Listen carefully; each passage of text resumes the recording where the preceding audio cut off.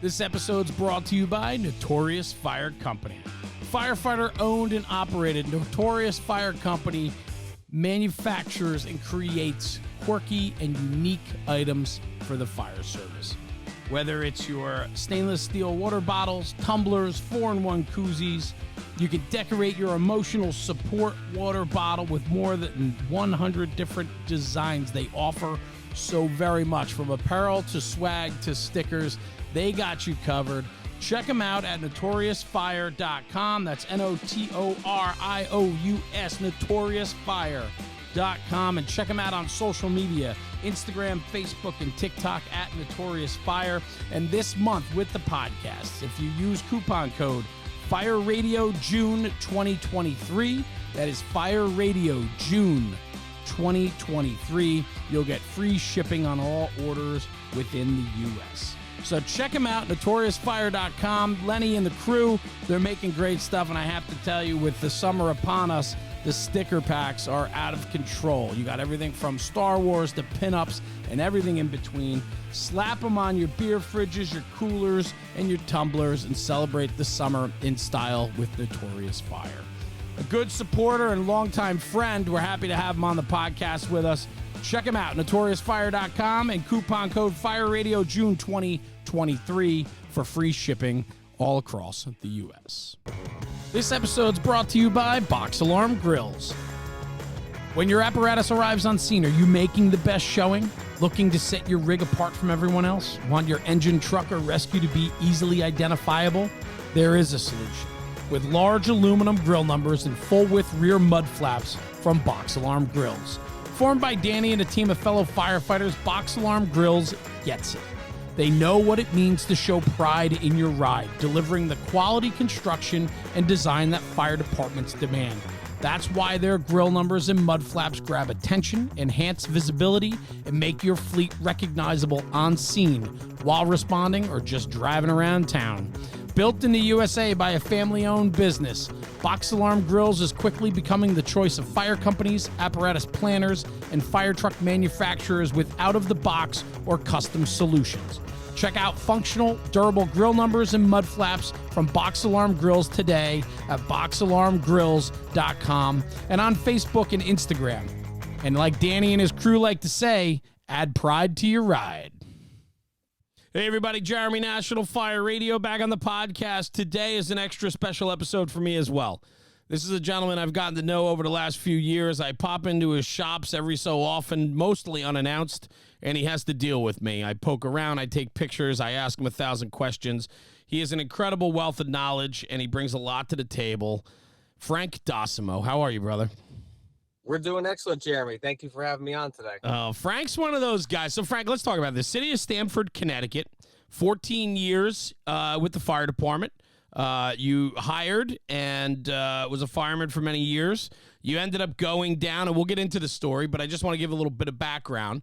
You ended up getting placed down to the shops for a little bit, and you did a stint down there, and next thing you know, you promoted into the shops, and you've been running the shops ever since, and you're now the mechanical supervisor for the city of Stamford, Connecticut.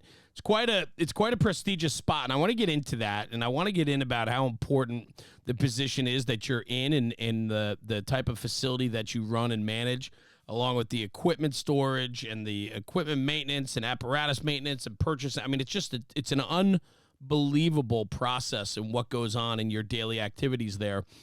So I wanted to have you on today, and I do want to say this too. Thank you. You and I connected pretty early when we started National Fire Radio.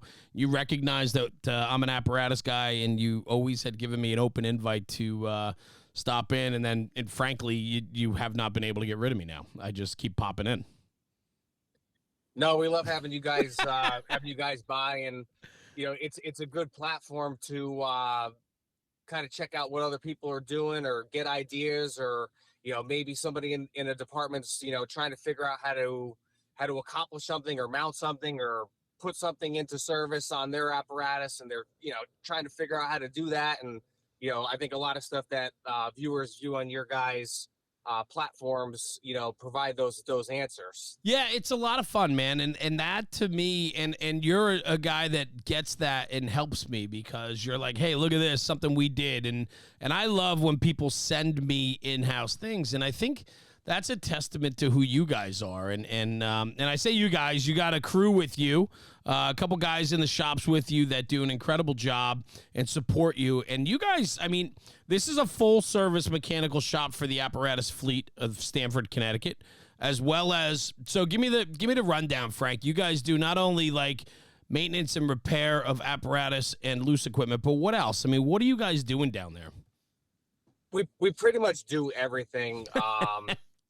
I try not to send a lot of stuff out, and that's partially because it's our trucks.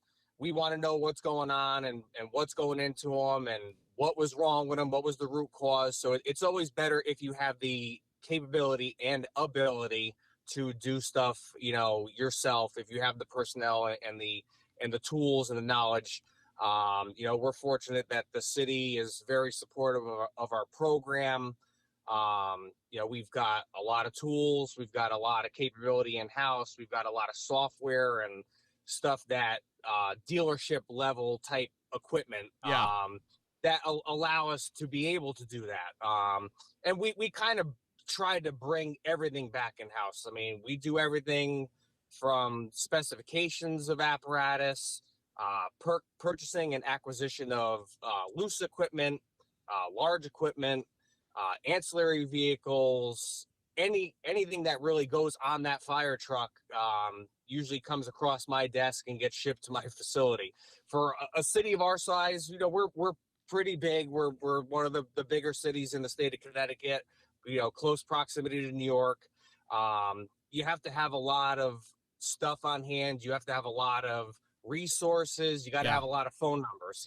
Sure. With a fleet of our size and different types of equipment, we've got construction type equipment, we've got fire boats, we've got dive gear, we've got obviously air packs and Hamatro stuff and a whole fleet of apparatus and fire marshal cars and ancillary vehicles. We've got military 6x6s, quads, training center. The list goes on and on and on. When you're in a bigger city, you kind of got to have that stuff, on hand for the one-off incidents, and not only do you have to have it, but it's also got to be in reliable and working and safe operating condition, which is a whole nother side of it. It's a lot to balance. We do it pretty well with the manpower, that we have afforded to us. But it also gives us the opportunity to work with every division of the department, which, me and my guys kind of like. We might be doing something with the fire marshals one day. Obviously we see the suppression guys every day, whether they're just picking up supplies or they have a little something that they need fixed. We do all the air pack stuff as much as we can in house. We keep spare rags, spare masks, straps, all the little things that go along with the Scott packs. But you also got to have, everything for the fire trucks too. And that's become a real challenge, especially through COVID, where, we used to be able to call and get something as simple as a drum of, 1540 motor oil, where now, you call 3 or 4 different places and they tell you, oh, there's only 8 drums and they're in, they're 9 states away, so. Supply chain, baby. Supply chain. Yeah. We've definitely had to expand what we keep in stock more than ever. I got to keep brakes for every truck, every size tire. You'd hate to downline a $2 million tower ladder on a weekend for something like a tire. So it's a big operation. It's pretty big, but it does work out well with the format that we have. I know not every fire department is lucky to have a shop where we're open every day, or if it's nighttime or on a weekend and something goes wrong or you need to pick something up or your saw breaks, we're fortunate that somebody's always on call and we have a good stash of stuff in stock to keep the department running, because an engine or a rescue or a truck running out with not their full complement of gear hampers their their operations as well. Yeah, for sure. I mean, you guys are the backbone, right? And like, so I've been there a ton of times now. I've gotten to know a lot of you guys up there. And it's funny, too, because it's funny how things come back around. I mean, my uncle was on the job in Stanford many, many years ago. And there's a few guys left that remember him and worked with him and so on. And so it's kind of like this full circle thing for me that, you know, growing up as a kid, watching my uncle be a fireman in Stamford, Connecticut, and now I'm there kind of regularly. I stop in to say hello to you and see you guys and see what's cooking, and you and I speak or text regularly, which is a lot of fun. I will say this, and I had this written in my notes before the episode, is that the shop is the center of the department. Every time that I've been to the shops by you, your shop, which, mind you, we're going to get into that too, the organizational structure, the technology, all of it. I mean, you guys run a tip-top place, right? And everything is really squared away, I think, much more than most shops. And it's a testament to the type of work you guys do. But what I'm getting at is the department, the shops itself is like the hub, right? Everybody funnels through the shops where they come down. It's almost they come down to get a small repair, but they end up staying for conversation and gossip, right? I mean, that's what the shops really is. It's the center of conversation within the department because it's the common ground, right? And you guys are entrenched in that, meaning you house all that. So the rescue company comes down, they leave, an engine comes in, they leave, the truck comes down. Like, there's always new guys filtering in, a new company always looking for something small or big or whatever they need. But you guys seem to be that central hub. And every time I'm there, there's always companies coming through. Yeah, I mean, even just take, today's a Monday, so we're coming off a busy weekend. I had engine 6 was in this morning for a quick repair. I had one of my mechanics running out to one of our dealerships to pick up some parts to facilitate a repair on another engine. We were trying to track down a turbo VGT for the spare rescue. We had all kinds of stuff going on, and it's like I said, it's only 3:00 on a Monday. You know, yeah, for sure. And your day could fall apart. I had a bunch of stuff going on before we even got in the door today, and at any time something else might break, or you might get a fire that pops up in the city where we got to run out and give a little assistance on some stuff that we support the suppression guys with on that aspect. It really could be anything. And that's what makes the day go by fast. It makes the week go by. You kind of never know what's coming up. You just got to kind of be prepared as much as you can for everything. And, you also have to realize that you can't be prepared for everything. And, that's where you got to be like a quick thinker, I had an apparatus that got laid up last night, and the part's going to take 8 weeks to get. So for me, I'm thinking, quickly, oh man, I really don't want to lay this apparatus up for, into the new year. But I actually have another apparatus that had a matching part that we were able to obtain today and get that one back in service. So sometimes it's like a chess game. Yeah, for sure. And, like I said, other stuff pops up. We also do the hydrants for the city. That's also a huge part of our job. I order all the hydrants right from Kennedy. That's unique. That's unique to me, right? The fire department manages the hydrants. It is. In the city of Stanford, just to brush on that topic, the city actually owns the fire hydrants from the valve up. Okay. So our water company owns the mains and the valve on the lateral that feeds our hydrant, but the hydrant is the city's. To me, it is a lot of extra work. Every time a hydrant is getting repaired or installed, one of the guys, whether it be myself or one of the guys from the division, we're always out there, during the excavation process, basically delivering whatever hydrant's going in, picking up the one that came out, and then we'll either strip that for parts or dispose of it. Sometimes hydrant locations move, so we have to re-GPS those coordinates to, get that back into our MDT and our CAD. That way the guys have an accurate showing of, where that hydrant is and what its status is. We're really, really on top of that. We've got over 2,000 hydrants in the city. We've probably put over 250 new ones in the ground within the last 5 years. Wow. And that's a a combined effort between a couple captains that take care of the work order portion of it, and they keep like a running list of what needs to be done. I order the hydrants, and then we facilitate the installations and hiring of a police officer if it's on a main road and we need a cop for traffic. Crazy. We do plan reviews in conjunction with the fire marshal's office just to make sure that the hydrants are going in locations that are cohesive to our operations. And that it obviously meets, whatever code that the fire marshals are looking for it to meet. But it is cool, in that sense that we know what's going in the ground. We know they're going in correctly. It's nice to be able to control the process for sure. Yeah, it does get, we've got a really, really good contractor now. They're actually a couple brothers that are firemen. One's on an FDNY, one's on in the town of Greenwich, which is right next to us. Yeah. And they kind of have this construction company on the side. So, at least we have firemen putting in our hydrants. It's not, Yeah. I've been on jobs that have been contracted through the water company where sometimes they'll install it, and I'll get these odd phone calls of, how do you put this thing in? Or I go there and it's too low, or it's too high, and to some people it's just a fire hydrant, but to us that's where it all starts. So Frank, where is your downtime, man? Where do you regroup? I mean, I'm listening to you going on and on for the last 13. I'm looking at the board right now. 13 minutes and 38 seconds. You've been listing the jobs you guys are responsible for.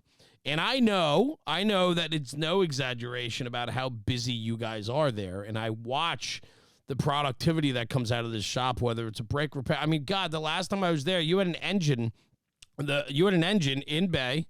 The cab tilted, and you had the top of the motor off. I mean, you saw the rockers in it, right? I think they drove through a little bit deeper of a puddle than expected, right? And, you guys are doing large maintenance jobs on top of all this other tracking, planning, equipping. I mean, when do you rest? When do you slow down? It does take a lot. I do work a lot. Yeah. But it's one of those jobs in the fire department that, especially as you go through your career and you if you get promoted or you go into one of those spots where, a lot of people rely on you, Yes. And it starts from the chief down. I'm sure the chief's phone rings, a million times a day. The fire marshal's phones are ringing a million times a day. The dispatch supervisor, they're getting phone calls at all times of night. And there's different people like that in every department. But, sure. When you step into one of those roles, you have to accept the reality that, it's not one of those positions in the fire department where you can just turn your phone off and, right. Figure it out. So they rely on you. And in my department, I've got 300 on the career side. There's probably another 150 on the volunteer side. That we have a lot of equipment and stuff in those parts of the city as well. And they all have the same access that the career side does. You have to just realize that the phone's going to ring, whether it's Saturday, whether it's Sunday. I was sitting home on the couch last night watching just a little TV with my wife. And, we had a little incident with Engine 8 that, required us to do some changeovers and some other work, to get that facilitated. But, it is what it is. I think you set the bar high, though. Right. I know the type of guy. I know you. I've known you now. We've talked a lot. I've gotten to see you in action, and I watch how dialed in and dedicated you are to the position you're in. And I think that you have set that bar very high, not only for yourself, but for that position in the department. Now, it is a promotable position. That is your house. You promoted into that spot, right? Early on in your career, you got hired as a firefighter, and you were on the line, right? And then you found your way to the shops, correct? Yes. Yep. And then what did that, I mean, talk to me about being on the line. I mean, I don't think you and I have ever talked about you being a fireman before being put over to the mechanical supervisor spot. So, I mean, the city of Stamford, when you got hired, I mean, what going to fire? I mean, going to fires? Like, I mean, talk to me a little bit about that. I don't think I know anything about you on that end. they used to call me the Black Cloud. I love that. When I first got on, we definitely created a few parking lots in the city. I think it was. I don't even think I was on. I think it was like my second shift. I was at headquarters on Engine 1, and I was actually outside. We were doing the lawn. We were mowing the lawn, and we got a call came in, and it was for a fire down the south end, and we basically turned out headquarters, and you could see the Nice. column of smoke like over I-95. It wound up being like a few houses going. So that was like my second day on the job. Nice. And then we had a couple other significant fires in the city. At that time, my father was still on the job, and okay. I did a mutual for him one day, and I walked in. I think I did maybe a half a day or something like that. So I came in at 1:00, and I was on truck 2, and his captain's like, "Don't come down here bringing all your fires." And sure enough, I was there about 40 minutes, and we wound up going over to Dolphin Cove for a house fire. So it was I just had this little bug that kept following me. So we were on a pretty good streak there. That's great. But I've always been an apparatus guy. Yeah. My father was on the job, and he did a lot of fire apparatus repairs throughout his career. My grandfather owned a gas station in town, so that's kind of where I got that aspect of it. Got it. Coming out of high school and into my college time, I was pretty heavy into vehicle electronics. I actually worked for a company that used to do vehicle upfitting, kind of like what Ryan does over in Jersey. Yep. So that's where I really got my background in communication stuff, radios, MDTs, light sirens, got it. Graphics. A lot of that stuff is what I was doing. So when I first got hired on the fire department, the chief at the time said, "Hey, we're having a bunch of radio problems, and I got a whole bunch of stuff. The garage is busy.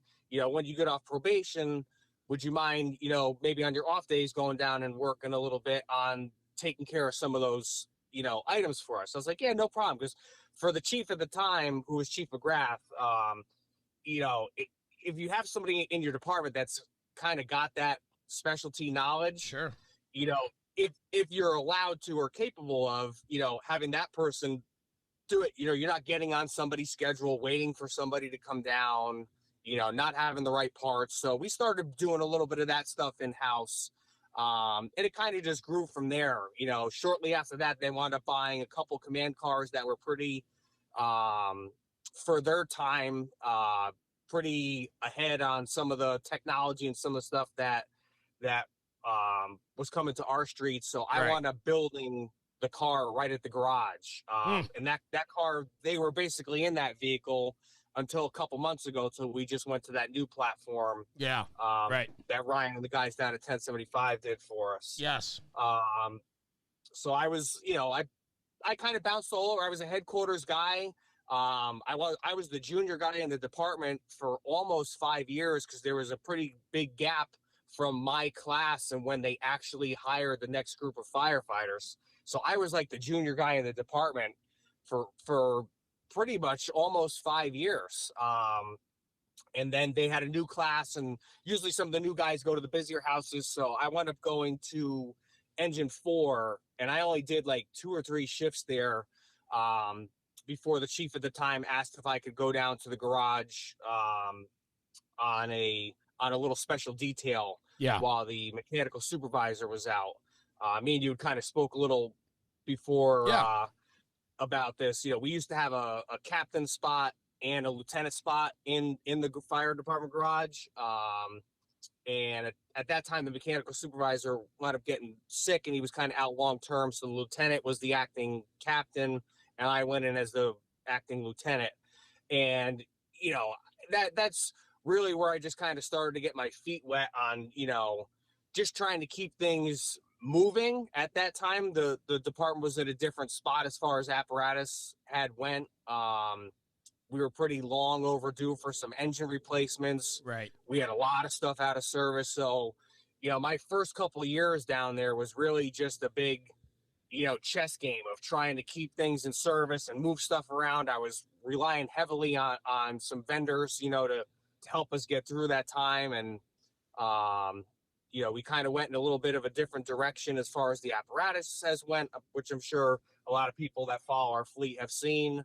Back then the administration, the city was buying a more affordable apparatus, but they were buying them at a very rapid pace. Yeah. And the intention was, we were going to get these more affordable fire apparatus, but we were only going to keep them for like 10 years, like 10 years tops, which was a good plan. But then the city, as time goes on, different mayors come in, different fire chiefs come in, different prerogatives, different thought processes. And, they went a long period of time of not buying fire apparatus. So those apparatus that had the intention of being short life terms here wound up turning into, over 10 and 15 years front line. Yeah. Right. We went out for a competitive bid process to buy some pumpers, and wound up putting 4 pumpers into the city. Pretty rapidly, we bought 1, then 2, then 1 more. We wound up buying a tower ladder shortly after. And then the last couple of years, we've kind of went in a different purchasing practice. We buy a lot of our stuff through a purchasing conglomerate like HGAC. Right. Sourcewell is another way that a lot of departments buy stuff now. Mm-hmm. And for us, it was a faceted move where we were trying to get some consistency in the apparatus, obviously for the maintenance perspective of it, but also for the deputies and the guys at one company that have to hire overtime and manage who can drive and who can't drive. When we had 3, 4, 5 different kinds of apparatus, you'd have guys that were broken in on some stuff, but not on other stuff. Right. It just became a nightmare. So yeah, and for you too, right? Standardizing equipment just makes the repair and operation of it so much easier. Absolutely. And even in a position as even last night where I needed to steal a component off of one truck to put one back in service, having that capability and that ability, is huge for us. It lessens the amount of stuff that I need to have. I mean, you can't have one of everything. You can't, some stuff is just so expensive that you can't even justify, it's prohibitive, for sure, keeping it on the shelf. But if it's a door latch and we own 9 engines with the same door, that's obviously something we're gonna. It's a wear item, Yeah. But something that's like a cylinder head that costs $10,000 that may only fit one engine, that's not feasible. Right. But you may get yourself in a position now where you call for that cylinder head and it takes 6 weeks to get, but that's just the game. And that's where we're at with just the industry right now. I may ride on the truck these days, but I still keep my original snagger tool by Modus Fire Rescue on me at all times, just in case those guys on the engine need some help moving the line. The snagger is great for that and many more things. It's also great used for breaking tempered glass, or in a pinch as a spanner wrench. So head over to modusfirerescue.com and use code THESIZEUP, one word, to save yourself 5%. This episode's brought to you by Taylor's Tins. Taylor and his crew at Taylor's Tins have been manufacturing aluminum helmet fronts since 2017. With over 200,000 tins in the market, they are a leader in the helmet front space. Custom design, one-offs to department orders, they can turn them around within 24 to 48 hours. Customer service is what they pride themselves on, and they provide nothing but top-shelf product and service to their customers. Check them out at taylorstins.com and check out their full line of product offering. They've always been a very strong supporter since day one with the National Fire Radio podcast and platform, and Taylor and his crew have become dear friends of ours, and we appreciate the support. And at checkout, for a little extra bonus, use coupon code NFR Sent Me. That's NFR Sent Me for a discount on your order. Exclusions do apply. Anyway, check out taylorstins.com for the latest and greatest offerings from Taylor and his crew. And in the words of Taylor, stop burning up leather. Yeah, let me ask you this, Frank. Along those lines then, right? I mean, from where you stepped in to where you tested, promoted, got that spot officially as the mechanic supervisor, I can only imagine the shop of yesterday versus the shop today. It's very different looking, right? And before you hop on that, let me just ask you this, follow up with another one. Because of the differences, it takes a lot of time, communication, I's dotted and T's crossed to convince your management, your command staff, to give you the funding and resources necessary to run that shop correctly. And I think that everything that I know of you and the chiefs that work with you and the guys that come down to see you, they all have an incredible respect for you because you carry the job so professionally and you're very, very good at what you do. I've seen it firsthand. That has to help in the mission of the shops. And it has to help because you have to have a very healthy relationship with your finance, with your purchasing, with your command staff, all of that to be able to have a shops of your caliber with the equipment, repair parts, technology that is integrated. I mean, all of that requires a hell of a plan and a lot of thorough management on your part to be able to get that funding. Talk about that a little bit, like how far the shops have come and the relationships that are important for the foundation of the shops. So, like I said, when I was acting down there, I was just filling in. You know, I kind of had to just move my little toolbox in, so I had my set of tools. But you know, it wasn't like officially my shop. It wasn't my position. There wasn't even a guarantee that I was gonna, you know, get that position. When I went for the when the city actually put the job announcement out, you know, I had to do like anybody else did. There was a written test, you know, go over to the government center, and there was other people that put in for the job. And then I had a fire commission interview, you know, and I wound up being lucky enough that, you know, I scored well enough on the written to get in the room for an interview. And the fire commission, you know, thought what I had put forward in my interview was the best thing for the department. Now I'm also, you know, on the younger side of my career. So I knew when I got that, you know, I'm going to be here till I retire. So, you know, there was some stuff that worked for me. There was some stuff that didn't work for me. And that's any mechanic shop that you walk into, you know, some guy may like one brand of tools, another guy may like another brand of tools. You know, he may want stuff set up this way. You may want stuff set up that way. You know, I have 2 full-time mechanics that those guys are going to use a lot of that stuff, you know, more than me. So, you know, I have to take input on what works for those guys. Sure. And there's other divisions that use my facility for other stuff. You know, we have the regional school right out back. We do our own in-house fire academy. So, you know, we do turn my facility into kind of like a little mini station, you know, once every year or two when we do the academy. So we got gear racks, and I got a compressor down there and bottles. You know, there's a lot of stuff down there. Obviously, you've been through our doors. Sure.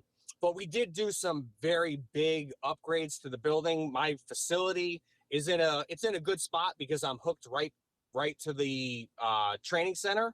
So a lot of times this is where working with the other divisions really comes into play, where I may get a phone call from training or from the deputy that day saying, hey, this morning I got engine 3, truck 1, and engine 8 coming down. They're going to be in EMT class or some kind of, you know, refresher or meters. Who knows what they may have going on, but they're going to be there for 3 hours. If you got anything you got to do, you know, and I'll be like, oh yeah, engine 3 called the other day and they said their on spots aren't working. So if I don't have something in the shop for service where the building's not tied up, you know, those guys will get there for class at 9 o'clock. Boom, we'll zip that truck right in, and we'll try to knock out some of those, you know, maybe not 2-minute repairs, but something that may take a couple hours. Sure. But I can do it while they're in class. Yeah, so they're out of service anyway. That really works out good for us.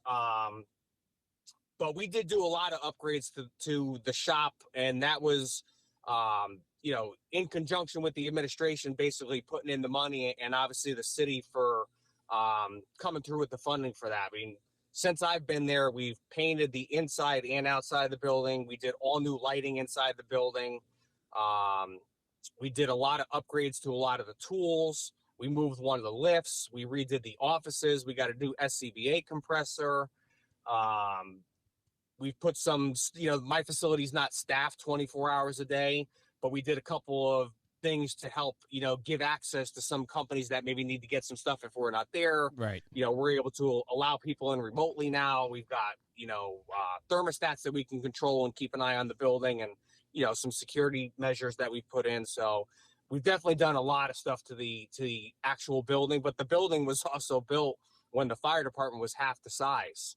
We only had 5 career stations when that facility was built, and now we have 9, plus we support apparatus and equipment in all of the volunteer districts. Which is something I was going to bring up too, because you have a growing area of responsibility, right? So yes, not only yeah, do you we have the city companies, but as the city expands outward and the relationships with the town of Stamford, I guess, or whatever that is, right? The different districts that are within the Stamford line, you guys are growing, and your list of responsibilities is just keeps coming. Yeah, in the last couple of years, the city of Stamford owns some pieces of fire apparatus that are assigned to the different, 5 volunteer companies in the city. We've got a really good relationship with those departments and those chiefs now, where, a lot of the testing, all the testing that's required by NFPA all comes through and is run by my division. So hose testing, ladder testing, pump testing, SCBA flow testing. The city owns all of the SCBA, all the bottles, all the masks, all the regs. That all comes through our facility. So I could call those chiefs and say, hey, chief, we're doing ladder testing, or, can you get this rig down? And there's always guys around that can, bring stuff down for us. We do all the DOTs on all those apparatus every year, or yearly, I should say, tires and all that stuff. But some of the volunteer companies do still own and maintain their own apparatus, which is not owned by the city of Stamford. And a lot of those departments, just for the ease of things, a lot of them at this point, they'll jump in when we do hose testing, or they'll use the same vendors for ladders. They'll use the same vendors we use to get tires. We've just really tried to streamline the operation. Which obviously, they're getting a better deal on the equipment or what they're purchasing. It makes it easier for all the testing records, for when it comes time for, citywide evaluations. Sure. We've got all those records and stuff in one place now. It's really streamlined the process. Yeah, I mean, it just makes sense, right? I mean, it just makes sense yeah. to put it all under one roof, where you're maintaining the records, right? Everything is at the click of a button. The records are there, and so on. Talk to me a little bit about, as the responsibilities grow, comes more time, more commitment, more equipment. I mean, I look at your facility when I'm there, and it's just, it can be overwhelming at times to think about the amount of things that you're involved with and the constant ongoing. I mean, you guys also have guys on call. You respond on structural fires, I believe, too, right? Over a certain alarm or something like that. Give me the rundown on that. Yeah, there's always a mechanic on call, so somebody from my division is always available. 24 hours a day. It's the same thing goes with our training guys, which also serve as our safety officers.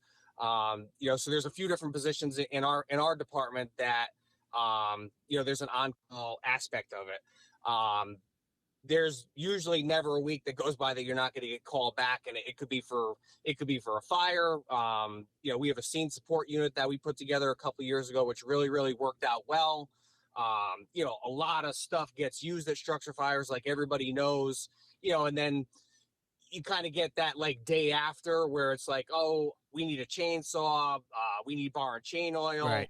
My mask strap broke, we need some bottles topped off. Hey, do you have any banner guard? So, and our city's big, for some people to get to the shop, it's a 20-minute ride, or some companies in our city, they can't come down to the shop unless they check with the deputy and have another engine go and cover them. Some of the outlying houses. Right. So a couple of years ago, I was like, how could I streamline this? Because we used to always go with a pickup truck with some bottles in the back, and we'd, exchange bottles, because we do not have compressors in every firehouse throughout the city. And, I think most cities are probably set up like that. Yeah. They have a central spot for it, or a couple. We're fortunate enough where we actually have 3 firehouses with standalone compressors, and we have a trailer mounted unit, which lives at headquarters. It primarily stays there. We'll bring it out when we're doing our academy, especially if we're doing live burns out of town. I've actually used that thing more mutual aid, supporting other towns at larger incidents than I've used it at fires in our own city because we have the van for that. Right. But we're also on a 5-5 snap change setup, which not a lot of departments around us are, so we kind of have to have our own, we have to kind of be self-sustaining, I should say. I get it. So we put together that scene support unit, and we basically take that to every fire now. And it really, really works out great because any kind of like little expendable item that the guys are going to use or, just use at a structure fire. We put a lot of scene lighting on that, a lot of times the marshals will grab some stuff. So that kind of became like a little thing that, just really, really worked out good for us. Yeah, sounds like it. Everybody leaves the fire basically not needing anything. It's got a decon pack on it, so we can, if the guys are really heavily, soiled, we can kind of knock some of that down there. We've got spare rigs, spare masks, spare parts to fix air packs, batteries, bottles, every blade for every saw we own, fuel.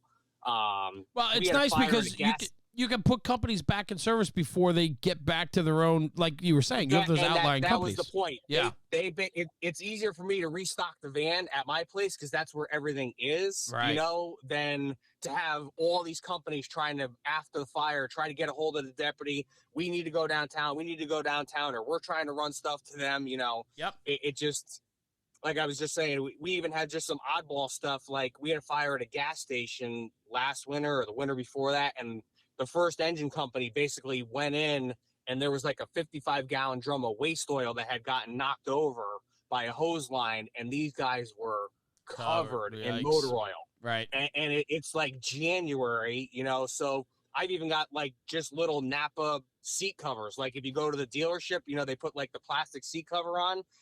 We've even got those on a roll now, just so if the guys are really trashed, we'll go throw a couple covers on the cab seats so we're not winding up having to spend the whole next day cleaning a cab out. Yeah. Well, it's forward thinking. It's just like those that. Little niche things that you just kind of, you just have, and it just makes the process, it makes everything go back together quicker. But I think it's that type of foresight. Like you have this idea of how to make things better, and you have an administration and budget that allows you to do that. You guys are thinking in a way to best represent of how to keep your department moving, active, and on the street. And that's, I think, what's so important about the shops. And I think you guys are, what's the saying you use? Isn't there a saying on your patch or something? Yeah, we have a slogan that says, "So the pride can ride." So the pride can ride.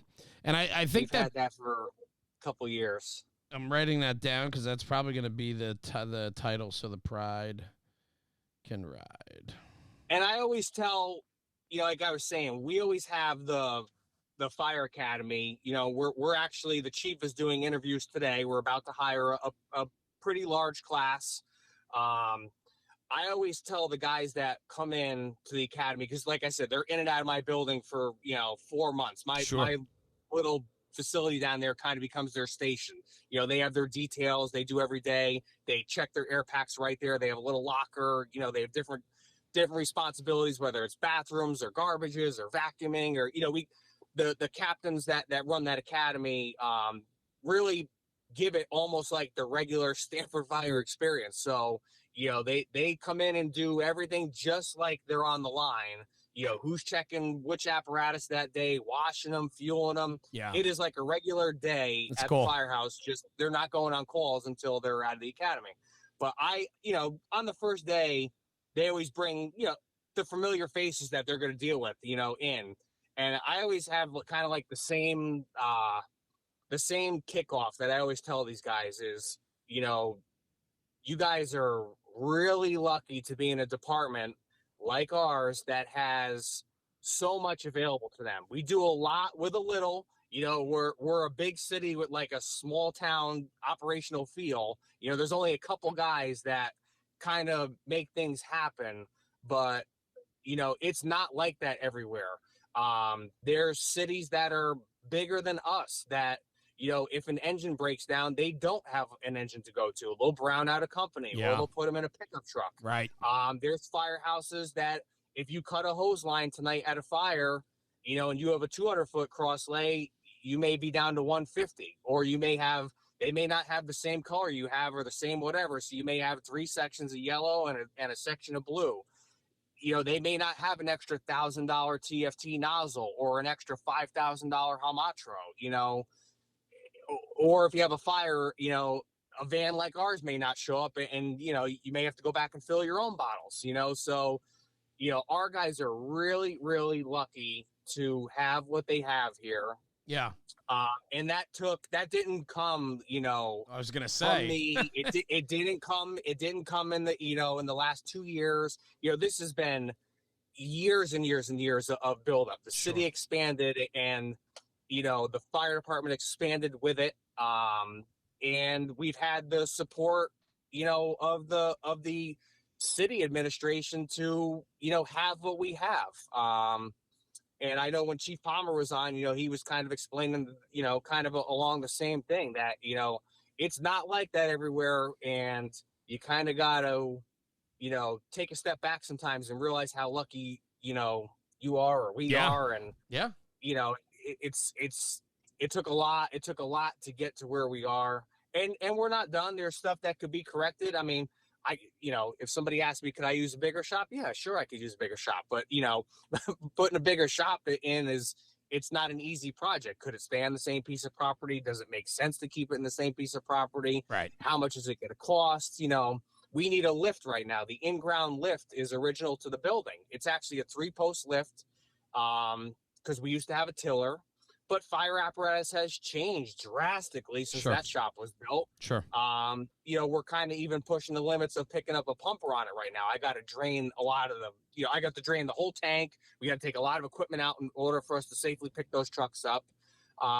But a in-ground lift is like a $300,000 project, which the city's working on through capital projects. So we're going to do that project, but it's not just something I could say, hey, Chief, we need a $300,000 lift. And he'll be like, oh, no problem. Yeah, right. Yeah, exactly. That has to come through, our chief now, he is one that says, not a problem. We're going to put it in, we're going to, but that has to come through capital projects. It's got to go through planning. It's got to go through the process. And, right. For us, we kind of got to adapt and make what we have work, Yeah. Which is a lot of what we do. Like I said, you can't be prepared for everything. We're not going to have every tool. We're not going to have every part, but you got to be able to make those decisions quick of, what can we do in the meantime? How can we get them to a place where they can still function and operate safely and as they would normally? That's, I think, personally, I think you were asking about like how I've kind of grown the last couple years into this position. I think that's really where one of my best things that I could say I can do now is usually most situations now I can immediately come up with a fix for it. Right. And sometimes it may be something, it may even be at an odd call. I had a deputy call me within the last year or two where they had a glass situation where they had like glass breaking out of a high rise that was littering, glass amongst like 3 city blocks where they had roads closed, sidewalks closed. And he just happened to go, hey, do you have something that could, and I said, yeah, I actually do, for putting like the windshields in the fire truck. So it was like a Sunday night, I wound up going to the shop, getting a bunch of different stuff. We wound up wrapping this big giant piece of glass off of a high rise, Yep. And we wound up making it work with something I had that, probably wasn't really, designed to put a high rise glass in. But, make it happen. We were able to take that piece out and mitigate the situation. And it's that outside of the box thinking. That's where, you got to be able to come up with something. So that's the perfect segue, Frank, because that's what I wanted to ask you about. You can't plan for everything. Why don't you take me back to the day it was snowing like hell out and you got a vehicle in the Sound? I mean, I think, Chief Palmer, Matt Palmer, was on our podcast a few months back, and I asked him about that. He's a deputy chief in Stamford, and he was working that day as well. And you guys ended up with an occupied vehicle in the Long Island Sound, which is a body of salt water within the city right off. It's the Sound, which is part of the Atlantic Ocean. And you happen to be, clearing snow? Yeah, so I was actually at our shop, and our shop is in the Chapin area. Right. So literally, you've been down to my place. Yep. A block from my shop is where the fireboat is. So there's literally 3 beaches within a minute of my garage driveway. So I had just stopped in to grab a wiper blade for the truck I was using. And, it was busy. It was during a nor'easter. The rescue was out doing like a top hatch, elevator removal. And Engine 4, who's the first due engine company to the beach area, they were out on an EMS call. And, I have an MDT in my truck, and I see this call populate for, a vehicle in the water. So I start reading the narrative as they're dispatching it. And I'm like, this sounds like a pretty hot call. So let me zip over there. But I'm also keeping in the back of my head what the conditions are. The road conditions were horrible. Right. I knew that the beach entrances were probably not even plowed. It was a nor'easter, so I knew the water was going to be way up. And I actually wound up arriving there first, and there's nobody there. It's a beach in the middle of the blizzard. Yep. So at first when I came in the driveway, it kind of splits like a Y. So I kind of had to make that decision of where are they? I can't even see the ocean, So I just happened to guess correct, and I went up and over the driveway and into the park, and sure enough, there was a pickup truck bed sticking out of the ocean. That's crazy. So I gave my size up real quick, said, I'm on the scene. We definitely have a vehicle. I kind of rolled down my window. I could hear the occupants banging on the glass. No shit. Wow. And that's one of those, moments in anybody in the fire department's career that's kind of like the, what do you do? I'm here by myself. I'm in a pickup truck. I obviously don't have the right PPE, but I'm also the only line of communication to everybody coming into that incident. Yeah. So you got like that fight or flight, where it's like, should I just, try to do something? I knew they were in there, and it was not like, in arm's reach. They were in ice water, and the truck was actively floating further away from shore. Yeah, there's nothing you're going to be able to do. You're not going to jump in. I mean, right? You can't. And the occupants at that time were still in the passenger compartment. They were pounding on the window, which I was trying to get them to stop doing, because I knew if they blew that glass out, it was going to fill that cab and suck them down. Before I even had anybody on the scene. Right. We had some really, really talented folks working the line that day. Chief Palmer was in contact with me right away. His first thought was, can we make the grab with the tower ladder? I'm also on snow-covered ground. I can't tell where the parking lot starts, the grass and the ocean end. Right. That was I knew we could reach them. It was just, my first thought was, how are we going to set up this 80,000-pound Seagrave and not flip it over, Yep. cause more damage. I knew the rescue was tied up. That's our divers. The dive equipment's on that truck. They're doing a top hatch. We're going to be delayed getting those guys there. Engine 4 was out on a call. We're going to be delayed getting those guys there. Captain Dave Harriet was on truck 1, and me and him were kind of communicating over the radio, as they're responding in. So I kind of gave him the direction of where to go. I just jumped back in the pickup. Stanford police officer arrived. I basically told him, just, keep an eye in case that car goes down. We're going to need to know the location. And I said, just try to keep them from blowing out that window. And I just jumped in our 550, and I wound up just making a couple quick passes, because I really wanted to feel out what that ground was going to set the truck up. I couldn't even tell if we were on pavement or grass. We actually wound up being on grass. I knew it just by the way that the snowplow blade was kind of reacting. Sure. And I knew once we got that tower ladder on the grass with the amount of snow, once we got that thing up there, wherever he landed and parked it was going to be it. Because I knew we were going to get that thing stuck. Alessio Correnti was the driver. He wound up getting that thing in position correctly. Right off the gate, as soon as that maxi brake went. Adam Full, Chad Titus, Brian Rozzero, John Calandro, those were all guys on Engine 2 and Truck 1 that were in suits, in the bucket, getting that bucket out there. Alessio was getting everything. I mean, before Alessio even had the outriggers down, Adam Full was in the bucket getting ready to go out. Chad and the other guys were in cold water suits swimming out. And, we were lucky enough to make that grab. In time, like just in time. We were overtime. Because the truck sank. We got the female passenger out, but before we were able to get the male passenger out, that car submerged, and those guys basically, didn't let go of him and pulled him through the rear glass. As the truck sank, yeah. It was just one of those ones where I was tired. We were out plowing all night. We'd had like a fire Friday night, Saturday night, Sunday night. It was just like one of those mega weekends. And then, you go from just plowing firehouse parking lots to, seeing this rescue that wound up being like national news. It was, it's wild. But that's also one of the things that's, when I get to go to incidents like that and I get to see all the equipment, that maybe I ordered, or we tested different things out, or, watch that Seagrave Tower ladder do what it did. I was kind of there from the time we had that thing on paper. I got to go to Wisconsin when it was finished. We did the upfit in house and got the guys into it, and they really, they love that truck and they love the capabilities of it. Sure. But to kind of see it all full circle and make rescues like that, or, respond to call, I get to see our apparatus flying all over the city. And, that's why we put the time in. That's why we put the extra effort in, even if it takes the extra time to do it.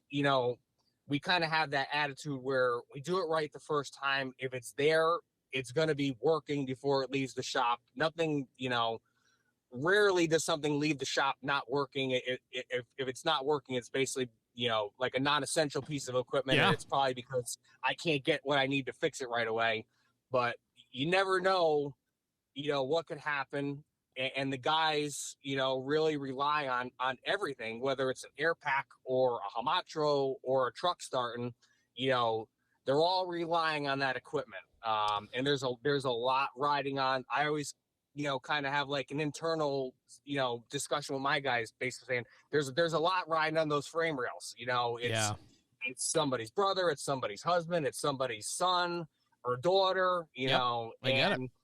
You could be responding to somebody we don't know. You could be responding to somebody we do know, and when the bell goes off, everything has to work. That's the attitude you have to have. That's, the mentality you have to have when you're in charge of an operation, kind of like I am. Well, I'll tell you, Frank, from an outsider looking in, really well done. And I know how well respected you are and appreciated on the job. Just because of what you do and how thorough you are. And so if the last hour was anything, it was really a great way to shine light on the importance of what you guys do and being the mechanical supervisor of a city and the equipment and apparatus and the people it takes care of. I think you summed it up beautifully there, is that's the satisfaction you see, is that all that hard work that you and your guys do in the shops pays off on the street. And as you guys put it, so the pride can ride, man. It makes sense.